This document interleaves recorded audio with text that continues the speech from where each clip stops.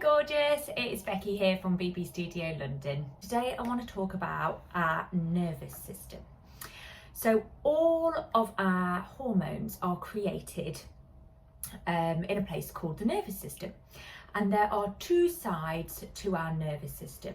We have the parasympathetic nervous system on this side, and we have our sympathetic nervous system. Now, our parasympathetic nervous system is our calm mode. It's sometimes known as the rest and digest, or the read and breed. This is our calm side in our nervous system. The other side is our sympathetic nervous system, and it's our emergency mode, our flight or fight mode, that side. So in the parasympathetic nervous system, in our calm mode, I want to talk about three specific hormones that are created when we're in this place, when we're in this side of our nervous system. Three hormones I want to chat to you about today are our oxytocin, melatonin, and endorphins. So oxytocin is sometimes referred to as the love hormone or the cuddle hormone. This is what our body naturally produces when we feel happy, when we feel good, when we're doing something fun. We get it when we're having sex, we get it when we're having cuddles, we get it when we're stroking a puppy, we get it when we're going to see our favourite band. Anything that kind of makes you feel really good, the chances are your body is producing oxytocin. Like that warm fuzzy feeling. Next hormone that I want to chat to you about is melatonin. Melatonin is our sleepy hormone. It's what gets produced in our body when we feel really relaxed, and it's naturally produced best when it's in the dark and just before we're about to go to bed. So we're starting to wind down and it's getting a little bit darker, and our body will naturally produce more melatonin.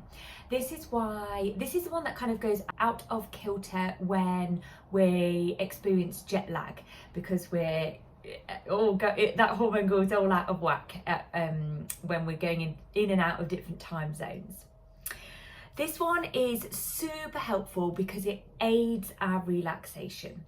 So it acts almost as a booster for oxytocin as well. So when we're feeling relaxed, and I say relaxed and I mean where we can just be ourselves, where you don't have to be like in a spa super relaxed, that would be like a deep relaxation. Melatonin would be sky high for us. But I also mean just when we're relaxed and we're just being ourselves like we would with friends, families and loved ones. The final hormone that I want to chat to you about that we produce in our calm mode is endorphins. Now, you might have heard about these because this is what gets produced naturally when we move our body, when we have our movement practice.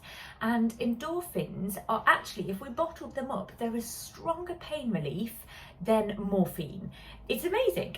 Maybe one day we will be able to bottle it up. We haven't been able to yet. But endorphins are our body's way to naturally reduce stress and to reduce pain. So if we are in our parasympathetic nervous system, if we find ourselves feeling calm, then chances are we're going to be feeling better. We're going to feel more relaxed, we're going to feel out of pain, and we can kind of come from a real place of contentment. Now, the other side of the nervous system, our sympathetic nervous system, our emergency mode, some of the hormones that get created when we're in this place are adrenaline. That's a real biggie. But also some of our stress hormones are created in this side of our nervous system, things like cortisol. So when we are in this side of the nervous system and we are producing adrenaline is the hormone of fear. So we tend to feel like we're not in a safe place, that there's something that is of danger to us, and that we're being observed but not in a comforting way. So we produce adrenaline, and this is what creates us feeling fearful. It creates anxiety, it produces more stress, and it can create overwhelm. Now, actually, we spend quite a lot of our modern day life in our sympathetic nervous system, where we're running on adrenaline.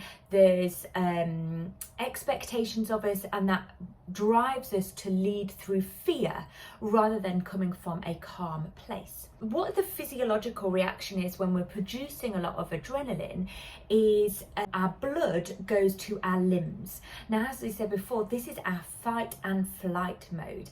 So if we had a situation where we are actually in physical danger right now, there's a tiger just crawled into your room and your life is at risk, it looks like it's gonna eat you, then you want your body to react in a way so that you can either fight, so all of your blood will go to your arms, or all of the blood will go to your legs and you can run away. So this is a very sensible reaction for your body to have. So it is there to protect us from danger. However, our brains don't necessarily differentiate from what is a real physical life-threatening danger right now and a perceived danger, and actually just something that we're feeling fearful about.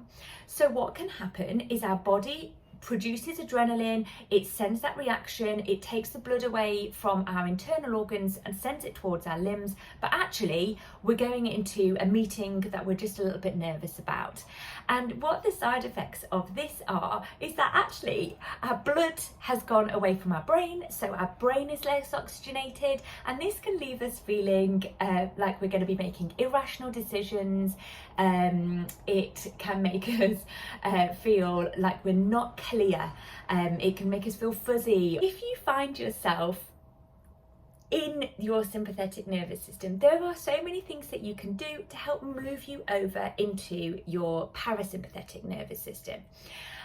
It's really important to note you can't be in both sides of the nervous system at the same time. So you want to be trying to spend more time in the parasympathetic and less time in the sympathetic, because it really serves you best and your body best. The different things that you can do to stay and move over into your parasympathetic nervous system is really anything that you enjoy. So you can have loads of nice plans booked in if you're wanting to, really boost it up. And this can be anything from booking into your favourite pole class or yoga class, to organising lunch with a friend, to spending time in nature. You can do loads of different things that basically ensure anything that makes you feel good and helps you kind of relax and get into that calm mode.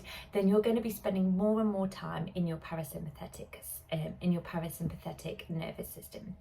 Another thing that you can do that can immediately help you to relax and calm is by using your breath. Make your inhalation, nice big inhalation, filling up the lungs with oxygen, and then exhaling for a longer amount than your inhale. You can do something like 4 counts to in and 8 counts out.